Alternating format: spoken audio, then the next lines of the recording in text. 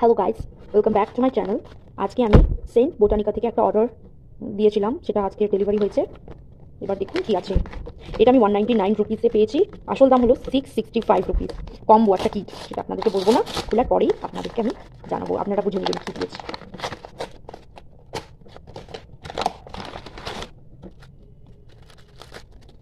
দেখুন একটা কিট,